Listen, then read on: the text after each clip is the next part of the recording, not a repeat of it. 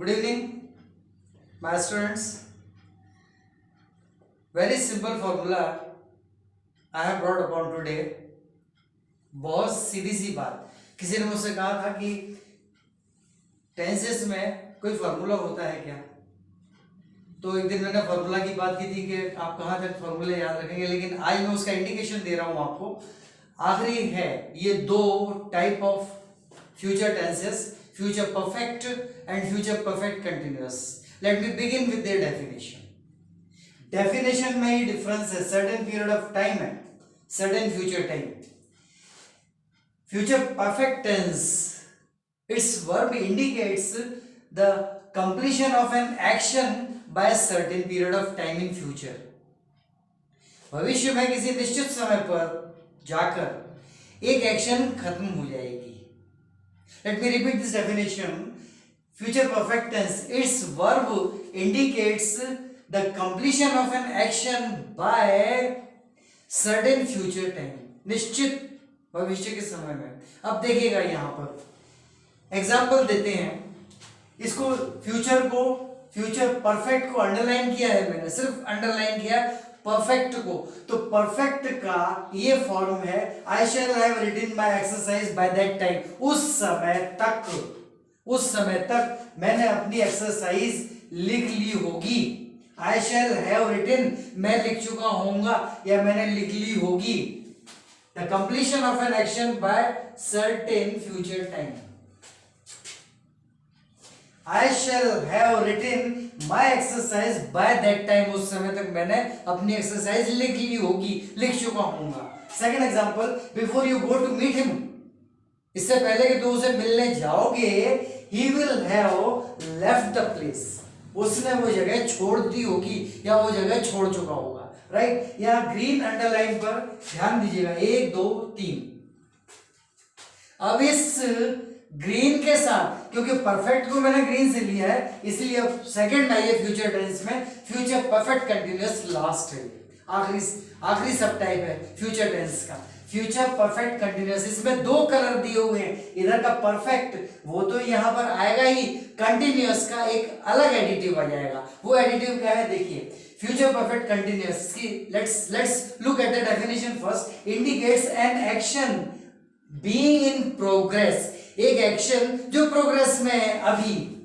Okay, over a period of time, किसी एक समय काल तक, पीरियड ऑफ टाइम तक एक्शन में है, प्रोग्रेस में है, that will and in future, और जो कि फ्यूचर में खत्म होगी. तो उसके लिए सिर्फ इतना सा फर्क आ जाएगा सेंटेंस में. By next July, for example, by next July we shall have been living here for 10 years. तो शैल हैव तो परफेक्ट का आ गया और बीन ये कंटिन्यूअस का आ गया. ये परफेक्ट का ग्रीन यहां पर दिख रहा है ये, और कंटिन्यूअस का ये इंग्रेडिएंट शैल हैव परफेक्ट का और बीन कंटिन्यूअस का. Second example, when he gets his degree, जब तक वो ये डिग्री पाएगा, जब तक वो ये डिग्री पाता है, भविष्य में आगे, यानी अभी डिग्री चल रही है. When he gets his degree, तब तक क्या होगा? He will have been studying at Cambridge for 4 years. 4 साल तक पढ़ चुका होगा या पढ़ रहा होगा. He will have been studying, लगातार पढ़ता रहा होगा at Cambridge. कैम्ब्रिज में कितने टाइम तक के लिए? 4 साल के लिए. So see to it. Underline पर ध्यान दिया जाए. यहां पर ये विल हैव, ये परफेक्ट, ये विल हैव परफेक्ट है.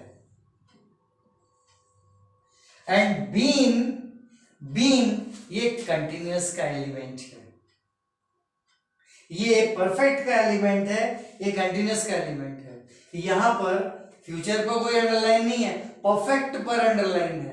तो ये बात परफेक्ट पर जाके खत्म हो गई है. शैल हैव, ये शैल हैव मतलब परफेक्ट पर, यहां बात खत्म हो गई. I shall have written my exercise by that time, उस समय तक.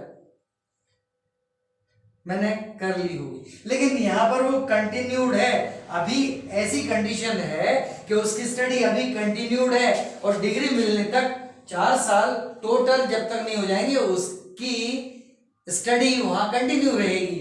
And that's why only perfect here with green as in case of future perfect only, and continuous pink. Now what will happen in the sentence? Shall have will appear as perfect form and been as continuous element. Formula बनाना है tense का, तो इस तरह से बनाइएगा, लंबे लंबे फॉर्मूले, person plus subject plus verb plus this plus that plus have been, ये प्लस प्लस बेकार है, ग्रामर है, कोई मैथमेटिक्स नहीं। जब मैथमेटिक्स आएगा तो उसको अलग पढ़िएगा, या अगर इस ग्रामर से परफेक्ट होंगे तो मैथमेटिक्स के फॉर्मूला भी जब आप बोलेंगे उसके आगे पीछे जो ग्रामेटिकल सेंटेंसेस यूज करेंगे they will be perfect. Okay, good night.